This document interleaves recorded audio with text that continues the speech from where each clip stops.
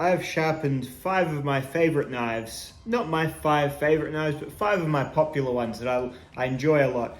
I've sharpened them all to the same edge. I'm going to see how much they vary in terms of how much rope they can cut before they no longer slice a held sheet of paper. The pretty standard channel edge test. So the knives I have today are the Lion Steel Thrill in M390. The Spyderco Swish Bowie, also in M390. The TRM Neutron in CPM 20 CV. The Quiet Carry Drift, whatever this is, in Vanax. And the Benchmade Bailout in M4 steel. So we've all got 17-degree polished edges on, all put onto the same angle, all using the TS Prof, going 220, 400, what is it? The progression of TS Prof stones anyway, so ending in 1000 grit, best to say. So 150, 220, 400, 600, 1000. All knives have the same treatment, and then just the leather strop from bensnafs.com kit with Ben's green compound on it. All knives, same treatment.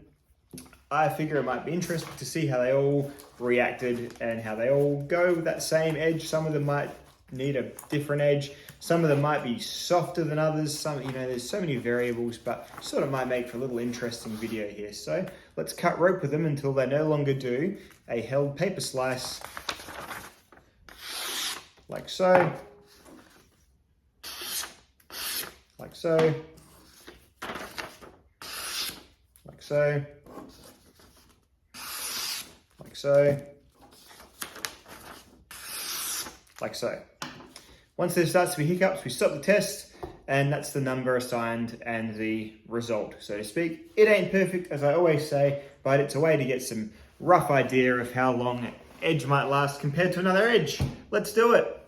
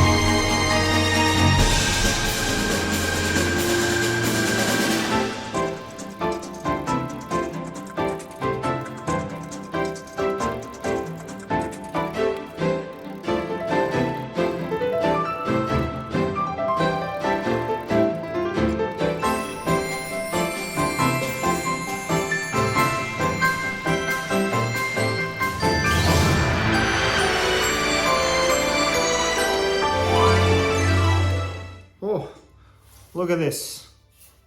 It's about 2.5 hanks of twisted sisal rope. All right, that was fun, right? Well,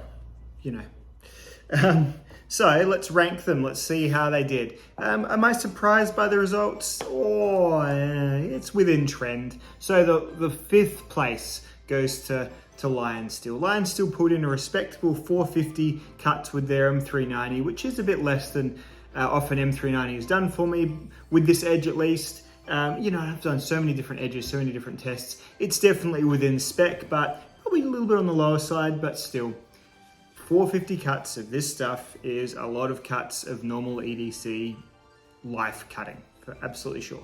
So yeah, you're definitely getting, you know, a decent enough M390 in the line steel. It's not cutting, you know, 200, 300 times. S35VN would cut about 300 times. So it's definitely making a marked difference above that. So still paying for a premium steel and still getting a somewhat premium-ish result. Next was my TRM Atom with 550 cuts of the rope. So considering that it's a identical recipe pretty much to M390, it's obviously all in the heat treatment here. You know, all the edges were the same. I generally am pretty happy that this test just tests the absolute apex, because I'm really stopping once it's lost its, you know, gliding sharpness. But anyway, I would say it's largely down to probably the treatment of the steel, maybe some slight differences between the two, who knows. And then of course also remembering that I'm just a person doing this and not a, you know, absolutely self-replicating machine as well. But definitely a tangible enough improvement to say that this is probably done a little bit better for edge retention against a sisal rope at least than the Lion steel. So a two-way split for the third and second place. I'll just start off with Benchmade. So Benchmade cut 600 times with its M4 steel here. So M4 is obviously a non-stainless steel. It's a simpler steel. It's a cheaper steel than the rest of these. It's not a, you know, super modern steel. It's still a powdered steel. This is CPM M4, I believe. But yeah, this is not going to hold an edge. Of course, Benchmade have gone and Cerakoted it here. This was a particularly thin blade here. So it's one of Benchmade's sort of better presentations of an edge that I've had from them. And yeah, as such, I think the M4 did about what I was expecting. I've had M4 go a little bit higher before. Sometimes a polished edge isn't M4's favorite as well. So, you know what, we're just going for uniformity here. So, geez, this was uncomfortable to do the test with though.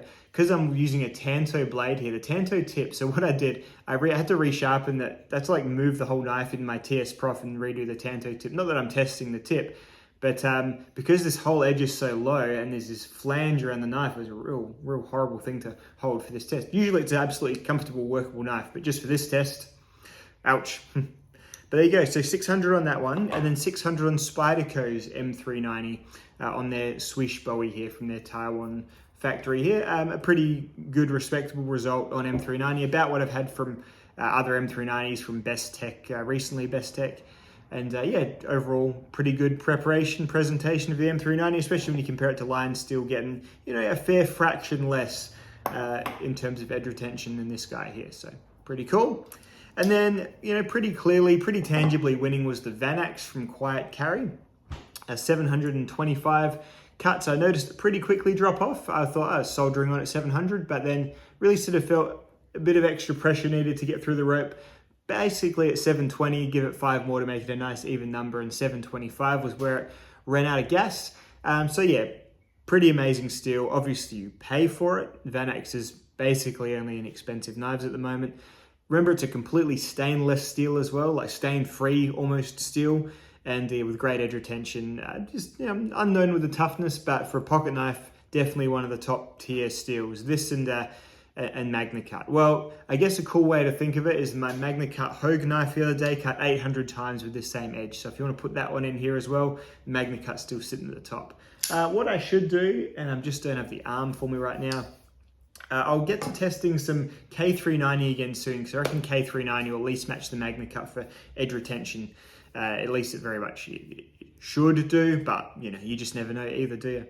So, hope you found this interesting. I sure did. These are all great. Like, I wouldn't say, even the Lion steel, you know, it's not bad. It's fine. All this is good. It really does show that the premium steels do get, you know, better results, good results. This is a lot, as I always say, this is a lot to cut. Like, this equates to a lot of cardboard, a lot of clothing tags, a lot of envelopes, a lot of fruit, a lot of, you know, food.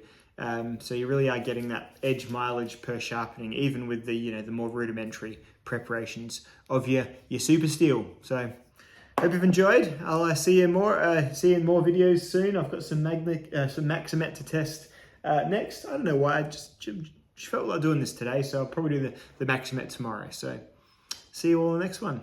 Goodbye.